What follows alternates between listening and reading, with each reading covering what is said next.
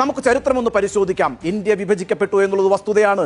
1947 August 14 India രണ്ടായി വിഭജിക്കപ്പെടുകയും പാകിസ്ഥാൻ എന്നൊരു പുതിയ രാജ്യം ഉണ്ടാകുകയും ചെയ്തു. ആ പാകിസ്ഥാൻ ഉണ്ടായതിന്റെ കാരണം എന്താണ്? മുസ്ലിങ്ങൾക്ക് ഇന്ത്യയിൽ രക്ഷയില്ല എന്നും മുസ്ലിങ്ങൾക്കായി ഒരു പ്രത്യേക രാജ്യം തന്നെ ഉണ്ടാകണമെന്നും ശാഠ്യം പിടിച്ച പ്രസ്ഥാനമാണ് മുസ്ലിം ലീഗ്. അതിന്റെ നേതാവായിരുന്നു മുഹമ്മദ് അലി ജിന്ന. രാഷ്ട്രപിതാവാണ് പാകിസ്ഥാന്റെ മുഹമ്മദ് അലി ജിന്ന എന്ന് പറയുന്നത്. അപ്പോൾ ഈ വിഭജനത്തിന്റെ ഉത്തരവാദി ആരാണ്? മുസ്ലിം ലീഗാണ്. അതുപോലെ തന്നെ മുഹമ്മദ് അലി ജിന്നയുമാണ്. ആ ഭീകരനെ കുറിച്ച് കൂടി നമ്മൾ അനുസ്മരിക്കേണ്ടി വരുമല്ലോ.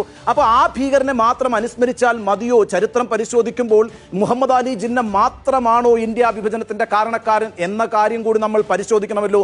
യഥാർത്ഥത്തിൽ ഇന്ത്യയെ വിഭജിച്ച് ഹിന്ദുക്കളുടെ രാജ്യവും അതുപോലെ തന്നെ മുസ്ലിങ്ങളുടെ രാജ്യവുമാക്കണമെന്ന് ആദ്യം ആവശ്യപ്പെട്ട നേതാവിന്റെ പേര് പ്രിയപ്പെട്ട പ്രേക്ഷകരെ ഞാൻ നിങ്ങളോട് പറഞ്ഞു തരാം. അദ്ദേഹത്തിന്റെ പേരാണ് ഹിന്ദു മഹാസഭയുടെ സ്ഥാപക നേതാവായ വീർ സവർക്കർ, വി.ഡി. സവർക്കർ.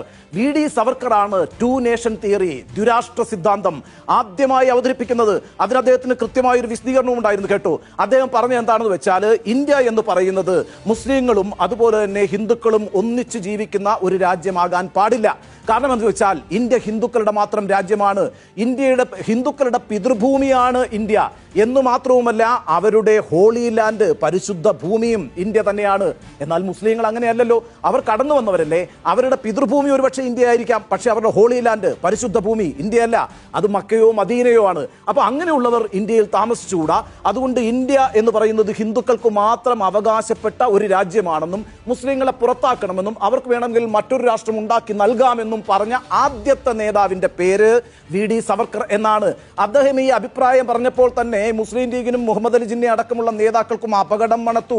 അവർ തീരുമാനിച്ചു, ഇന്ത്യ സ്വതന്ത്രമായി കഴിഞ്ഞാൽ മുസ്ലിങ്ങൾക്ക് ഈ രാജ്യത്ത് പിടിച്ചു നിൽക്കാൻ കഴിയില്ല, അതുകൊണ്ട് മുസ്ലിം രാഷ്ട്രം എന്നൊരു ആശയം മുന്നോട്ട് വെക്കണമെന്ന്. യഥാർത്ഥത്തിൽ 1940 ലാഹോറിൽ ചേർന്ന മുസ്ലിം ലീഗിന്റെ സമ്മേളനമാണ് പാകിസ്ഥാൻ പ്രമേയം, പാകിസ്ഥാൻ റെസല്യൂഷൻ എന്നാണ് അത് അറിയപ്പെടുന്നത്.